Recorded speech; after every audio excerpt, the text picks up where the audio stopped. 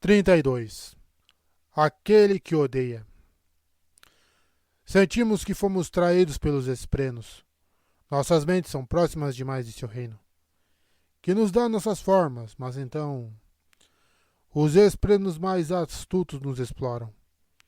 Não podemos dar a eles o que um humano dá. Somos aperitivos, e homens são a refeição completa. Da canção dos esprenos dos ouvintes, nona estrofe. No seu sonho, Caladinho era a tempestade. Ele reclamou a terra, atravessando-a, uma fúria purificadora.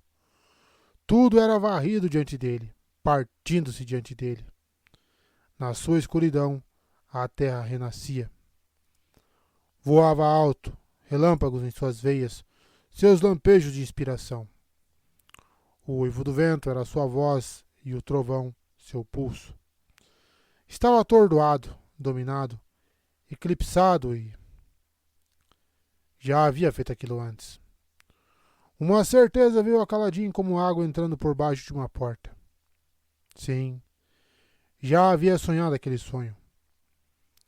Com esforço, ele se virou. Um rosto tão largo quanto a eternidade se estendia atrás dele, a força por trás da tormenta, o próprio pai das tempestades. Filho da honra, disse uma voz que parecia o rugido do vento. Isso é real, gritou Caladinho para a tempestade. Ele era o próprio vento, espreno. Encontrou sua voz de alguma forma. Você é real. Ela confia em você. Sil, sim, ela confia. Não deveria. Foi você que a proibiu de me procurar. É você que impede os esprenos de se aproximarem? Você vai matá-la. A voz, tão profunda, tão poderosa, soou com pesar, triste. Você vai assassinar minha filha e largar o cadáver com homens perversos. Não vou não, gritou Caladinho. Já até começou. A tempestade continuou. Caladinho viu o mundo de cima. Navios em portos protegidos sacudiam nas ondas violentas. Exércitos encolhidos em vales, se preparando para a guerra em um lugar de muitas colinas e montanhas. Um vasto lago secando antes da sua chegada, a água recuando para orifícios na pedra abaixo. Como posso impedir? Perguntou Caladinho. Como posso protegê-la? Você é humano. Você será um traidor. Não serei. Você vai mudar. Homens mudam. Todos eles. O continente era tão vasto. Tantas pessoas falando idiomas que não compreendia. Todos escondidos em seus quartos, suas cavernas, seus vales.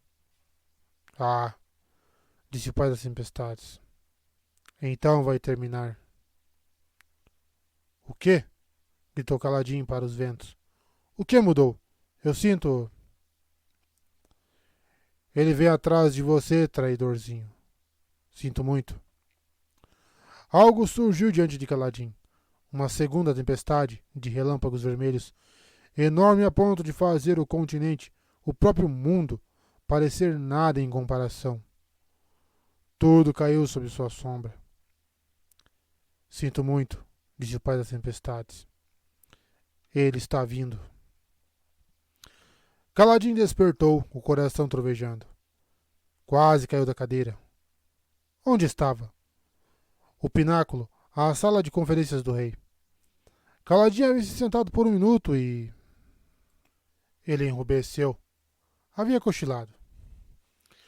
Adolinha estava ali perto, conversando com Renarim.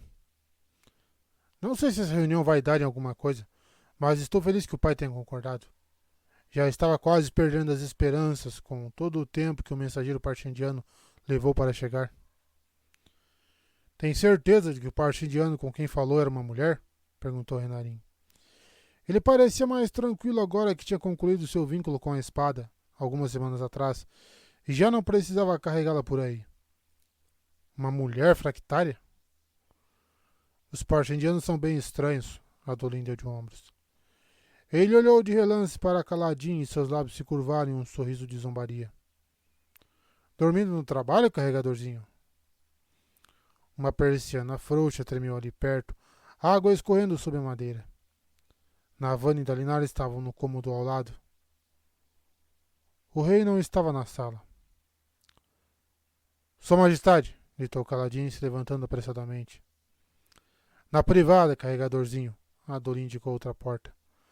Você consegue dormir durante uma grande tormenta. É impressionante, assim como o quanto você baba dormindo. Sem tempo para provocações. Aquele sonho...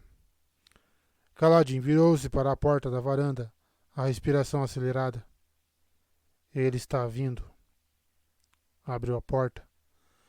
Adolin gritou e Renarin o chamou, mas Kaladin os ignorou, encarando a tempestade. O vento ainda uivava e a chuva bombardeava a varanda de pedra com um som semelhante a galhos se quebrando. Não havia relâmpago, todavia, e o vento, embora violento, não era forte o bastante para atirar pedras ou derrubar paredes. O grosso da grande tormenta havia passado. Escuridão. Vento das profundezas do nada, golpeando seu corpo. Parecia estar diante do próprio vazio da danação, conhecida como o Braise das velhas canções. Lar de monstros e demônios. Saiu, hesitante, a luz da porta ainda aberta se espalhando pela varanda molhada. Ele encontrou o parapeito, uma parte que ainda estava segura, e a agarrou com os dedos frios. A chuva o atingia no rosto, escorrendo pelo uniforme, atravessando o tecido e buscando a pele quente. Você está louco? Perguntou Adolin do vão da porta. Kaladin mal ouviu sua voz através do vento e do ronco distante de trovões. Padrão sibilava baixinho enquanto a chuva caía na carroça. Os escravos de Shallan estavam encolhidos juntos, gemendo. Ela queria silenciar o tormentoso espreno, mas Padrão não estava respondendo aos seus apelos. Pelo menos a grande tormenta estava quase no fim. Queria sair e ler o que os correspondentes de Tin tinham a dizer sobre sua terra natal. Os zumbidos de Padrão pareciam quase uma lamúria. Shallan franziu o senho e se inclinou para perto dele. Eram palavras? Ruim, ruim, muito ruim. Sil surgiu da densa escuridão da grande tormenta, um súbito lampejo de luz no breu. Ela girou ao redor de Kaladin antes de pousar no parapeito de ferro diante dele. Seu vestido parecia mais longo e fluido do que o normal. A chuva a atravessava sem perturbar sua forma. Sil olhou para o céu, então virou a cabeça bruscamente. Kaladin, tem algo errado. Eu sei. Sil voejou, virando para um lado e depois para o outro. Seus pequenos olhos se arregalaram. Ele está vindo. Quem? A tempestade? Aquele que odeia, sussurrou ela. A escuridão interior. Kaladin, ele está vigiando. Alguma coisa vai acontecer. Alguma coisa ruim. Kaladin hesitou apenas por um momento. Então voltou para a sala, passando por Adolin e adentrando a luz. Vá buscar o rei. Vamos sair daqui, agora. O quê? Perguntou Adolin. Kaladin abriu bruscamente a porta do cômodo onde Dalinar e Navalny esperavam. O grão-príncipe estava sentado em um sofá com uma expressão distante e Navalny segurava sua mão. Não era o que Kaladin esperava. O grão-príncipe não parecia assustado ou louco, só pensativo. Ele estava falando baixinho. Kaladin congelou. Ele vê coisas durante as tempestades. O que está fazendo? Questionou Navalny. Como ousa? A senhora pode despertá-lo? Perguntou Kaladin entrando no cômodo. Precisamos sair desta sala, deste palácio. Bobagem, era a voz do rei. Elhokar entrou no cômodo atrás dele. Que conversa é essa? Vossa Majestade não está segura aqui, disse Kaladin. Precisamos tirá-lo do palácio e levá-lo para o acampamento de guerra. Raios. Onde seria seguro? Será que deveria ir para algum lugar inesperado? O trovão estrondava lá fora, mas o som da chuva havia diminuído. A tempestade estava morrendo.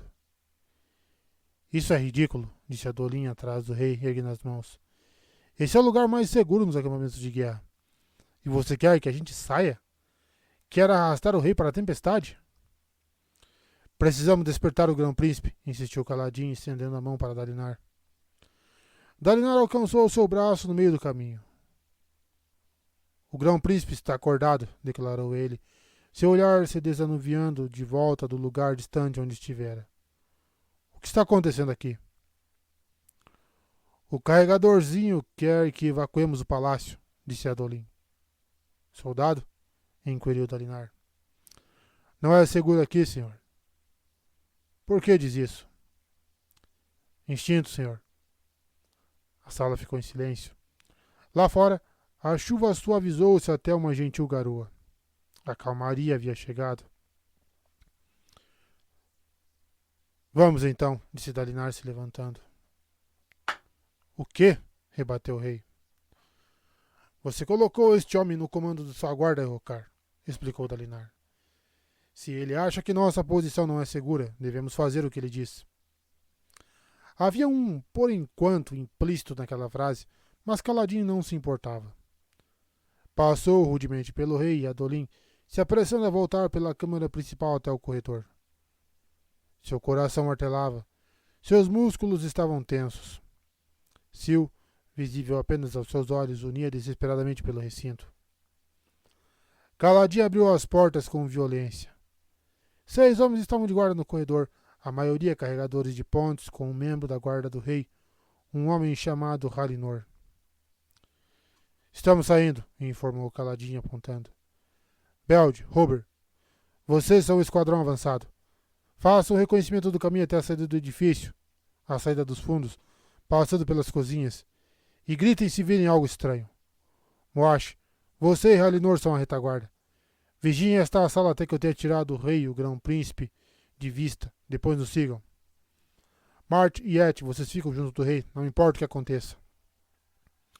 Os guardas entraram em ação sem perguntas. Enquanto os batedores corriam à frente, Caladin voltou ao rei e agarrou-o pelo braço, depois o arrastou até a porta. Elrocar permitiu, parecendo atordoado. Os outros olhos claros o seguiram. Mart e Et, 2 irmãos, foram juntos, flanqueando o rei, enquanto Moash guardava a porta. Ele segurava a lança nervosamente, apontando para uma direção, depois outra. Caladin guiou o rei e sua família às pressas pelo corredor, seguindo o caminho escolhido. Em vez de ir pela esquerda e descer pela rampa rumo à entrada principal do palácio, seguiriam pela direita, se aprofundando em suas entranhas. Descendo pela direita, pelas cozinhas, até saírem na noite. Os corredores estavam em silêncio. Todos estavam abrigados em seus quartos durante a grande tormenta. Dalinar juntou-se a Caladin à frente do grupo. Estou curioso para ouvir exatamente o que causou tudo isso, soldado. Quando estivermos em segurança. Meu espreno está tendo um ataque, pensou Caladin, vendo-as unir sem parar pelo corredor. Foi o que causou tudo isso. Como poderia explicar? Quem dera ouvidos a um espreno de vento. Embrenharam-se ainda mais pelo palácio. Raios. Aqueles corredores vazios eram perturbadores. Grande parte do palácio era, na verdade, apenas uma toca entalhada na rocha da colina, com janelas esculpidas nas laterais. Caladin parou subitamente. As luzes à frente estavam apagadas, o corredor adiante escurecendo até ficar sombrio como uma mina. Espere, disse Adolin, parando também. Por que está escuro? O que aconteceu com as esferas? Elas foram drenadas de luz. Danação. E o que era aquilo na parede do corredor mais à frente? Um grande pedaço de escuridão. Caladin procurou freneticamente uma esfera no bolso e a levantou. Era um buraco. Uma passagem havia sido cortada naquele corredor pelo lado de fora, diretamente na rocha. Uma brisa fria soprava pelo buraco. A luz de Caladin também iluminou algo à frente. Um corpo no chão, bem onde os corredores se cruzavam. O cadáver vestia um uniforme azul. Beld, um dos homens que Caladinho havia mandado na dianteira. O grupo olhou para o corpo, horrorizado. O sinistro silêncio do corredor e a falta de luzes havia calado até mesmo os protestos do rei. Ele está aqui, sussurrou Sil.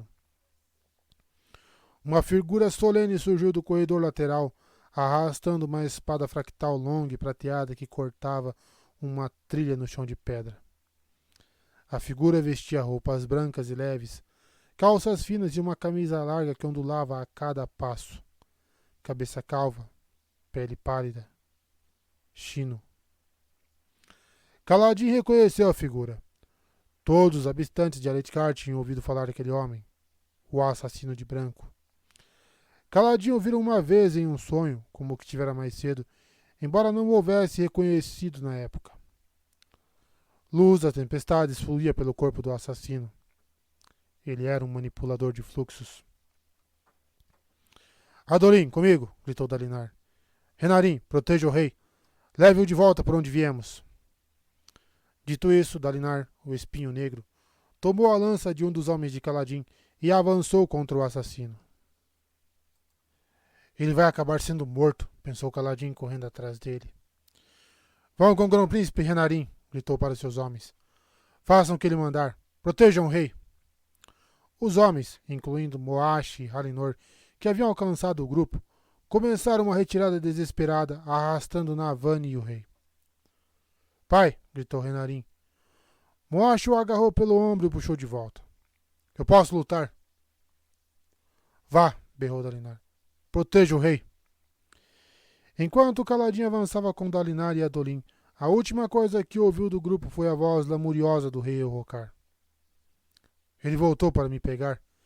Sempre soube que ele viria. Como veio atrás do meu pai? Caladin inspirou o máximo de luz das tempestades que ousou. O assassino de branco aguardava calmamente no corredor, fluindo com sua própria luz. Como ele podia ser um manipulador de fluxos? Que Esprena havia escolhido aquele homem? A espada fractal de Adolin formou-se em suas mãos. Tridente, disse Dalinar em voz baixa, desacelerando à medida que os três se aproximavam do assassino. Eu sou o meio. Está familiarizado com essa manobra, Caladin? Sim, senhor. Era uma formação simples para esquadrões pequenos no campo de batalha. Deixe-me cuidar disso, pai, pediu Adolin. Ele tem uma espada fractal e não gosto desse brilho. Não, vamos atingi-lo juntos. Os olhos de Dalinar se estreitaram ao fitar o assassino, que ainda esperava calmamente sobre o corpo do pobre Belde. Não estou dormindo com a cara na mesa desta vez, seu desgraçado. Você não vai tirar mais ninguém de mim. Os três avançaram juntos. Dalinar, como a ponta do meio do tridente, tentaria chamar a atenção do assassino, enquanto Caladin e Adolin atacavam pelas laterais. Ele havia sabiamente escolhido a lança pelo seu alcance, em vez de usar sua espada curta. Avançaram juntos para confundir e atordoar. O assassino aguardou até que estivessem perto. Então saltou, deixando um rastro de luz. Ele girou no ar enquanto Dalinar urrava e atacava com a lança. O assassino não desceu. Em vez disso, pousou no teto do corredor, cerca de 2,5 metros acima. É verdade, disse Adolin em um tom assombrado. Ele se curvou para trás, levantando a espada fractal para atacar em um ângulo difícil. O assassino, contudo, correu pela parede, as roupas brancas tremulando, desviou a espada fractal de Adolin com a dele, depois bateu a mão no peito do príncipe. Adolin subiu como se tivesse sido jogado. Seu corpo vazava a luz das tempestades, e ele atingiu o teto ruidosamente. Ele grunhiu, virando o corpo, mas continuou no teto. Pai das tempestades, pensou Caladinho, o coração disparado. A tempestade trovejando dentro dele. Golpeou com a lança junto com o espinho negro em uma tentativa de acertar o assassino. O homem não se desviou. As duas lanças acertaram a carne, a de Dalinar no ombro, a de Caladin no flanco. O assassino girou, brandindo sua espada fractal e cortando as lanças ao meio, como se não se importasse com os ferimentos. Ele avançou, esbofeteando o rosto de Dalinar e jogando-o ao chão. Depois voltou sua espada para Kaladin. Kaladin mal conseguiu evitar o golpe, então recuou cambaleando, a ponta de sua lança caindo no chão ao lado de Dalinar, que rolou com um grunhido, a mão no rosto onde o assassino lhe acertara. Sangue fluía de um corte na pele. O golpe de um manipulador de fluxos portando luz às tempestades não podia ser simplesmente ignorado. O assassino parou, a postos e confiante, no centro do corredor. Luz da tempestade redemoinhava nos cortes de suas roupas, agora manchadas de vermelho, curando sua carne. Kaladin recuou, segurando uma lança sem ponta. As coisas que aquele homem fazia. Ele não podia ser um corredor dos ventos, podia? Impossível. Pai, gritou Adolin do alto. O jovem se pusera de pé, mas a luz das tempestades fluindo dele já estava quase esgotada. Ele tentou atacar o assassino, mas soltou-se do teto e caiu no chão, bem em cima do ombro. Sua espada fractal desapareceu ao escapar de seus dedos. O assassino se aproximou de Adolin, que estava se remexendo, mas sem conseguir se levantar. Sinto muito, disse o homem, luz das tempestades escapando de sua boca. Não quero fazer isso. Não vou te dar a chance, grunhiu Kaladin, avançando. Sil girava ao seu redor, e ele sentia o vento despertando. Sentia a fúria da tempestade impulsionando. Partiu para cima do assassino com o resto da lança, segurando-a como se fosse um bastão, e sentiu o vento guiando sua mão. Ataques feitos com precisão, um momento de união com a arma. Esqueceu suas preocupações, esqueceu seus fracassos, esqueceu até sua raiva. Só Kaladin e uma lança, como o mundo deveria ser. O assassino recebeu um golpe no ombro, depois no flanco. Não podia ignorar todos eles. Esgotaria sua luz da tempestade, se curando. O Oxino praguejou, deixando escapar outro bocado de luz e recuou, seus olhos ligeiramente grandes, da cor de safiras pálidas, se arregalando diante da chuva contínua de golpes. Kaladin inspirou o resto de sua luz das tempestades. Tão pouco. Não havia pegado novas esferas antes de partir para o plantão de guarda. Idiota. Descuidado. O assassino virou o ombro, levantando a espada fractal, preparando-se para atacar. Ali, pensou Kaladin. Podia sentir o que ia acontecer. Ele se desviaria do ataque, levantando a base da sua lança. Acertaria a cabeça do assassino. Um poderoso golpe que até a luz da tempestade não seria capaz de compensar facilmente. O homem ficaria desnorteado. Uma abertura. Peguei ele.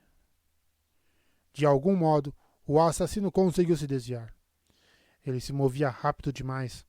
Mais rápido do que Kaladin imaginava. Tão rápido quanto o próprio Kaladin. Seu golpe encontrou apenas o ar, e ele mal conseguiu evitar ser empalado pela espada fractal. Os movimentos seguintes vieram por instinto. Anos de treinamento deram aos seus músculos vontade própria. Se estivesse lutando com um inimigo comum, a maneira como automaticamente deslocou sua arma para bloquear o golpe seguinte teria sido perfeita. Mas o assassino tinha uma espada fractal. Os instintos de Kaladin, instilados tão diligentemente, o traíram. A arma prateada cortou o resto da lança, então atravessou o braço direito de Kaladin abaixo do cotovelo. Um choque de dor inacreditável o percorreu e ele arquejou, caindo de joelhos. Então, nada. Não sentia mais o braço. O membro tornou-se cinzento e opaco, sem vida, a palma se abrindo, os dedos afrouxando enquanto a metade da haste da lança caía no chão. O assassino chutou Kaladin para fora do caminho, lançando-o contra a parede. Kaladin grunhiu, tombando. O homem de vestes brancas se virou no corredor na direção em que o rei partira. Novamente passou por cima de Adolin. Kaladin, chamou Sil em sua forma de fita de luz. Não posso vencê-lo, sussurrou Kaladin com lágrimas nos olhos. Lágrimas de dor, lágrimas de frustração. Ele é um de nós, um radiante. Não, respondeu Sil com veemência. Não, ele é algo muito mais terrível. Não é guiado por nenhum espreno, Kaladin. Por favor, levante-se. Dalinar estava novamente de pé no corredor entre o assassino e o caminho até o rei. A bochecha do espinho negro era uma massa sangrenta, mas seus olhos estavam lúcidos. Não vou deixar que você o mate, berrou Dalinar. Eu rocar não. Você levou meu irmão. Não vou deixar que leve tudo que me restou dele. O assassino parou no corredor diante de Dalinar. Mas eu não vim atrás dele, grão-príncipe, sussurrou o homem, luz da tempestade esfumegando de seus lábios. Eu vim atrás de você. O assassino investiu, desviando o ataque de Dalinar, e chutou o espinho negro na perna. Dalinar caiu sobre um joelho, seu grunhido ecoando pelo corredor enquanto soltava a lança. Um vento gélido soprou pela abertura na parede ao lado dele. Kaladin rosnou, forçando-se a se levantar e avançar pelo corredor, sua mão inútil e morta. Nunca mais portaria uma lança. Não podia pensar nisso. Precisava alcançar Dalinar. Lento demais. Vou fracassar. O assassino brandiu sua terrível espada em um golpe final de cima para baixo. Dalinar não se desviou. Em vez disso, ele pegou a espada. Dalinar juntou as bases de suas palmas enquanto a espada descia e agarrou-a logo antes que o atingisse. O assassino grunhiu, surpreso. Foi naquele momento que Kaladin o alcançou, usando seu peso e impulso para jogar o assassino contra a parede. Só que não havia parede ali. Eles atingiram o ponto onde o assassino havia cortado sua entrada para o corredor. Ambos despencaram no ar.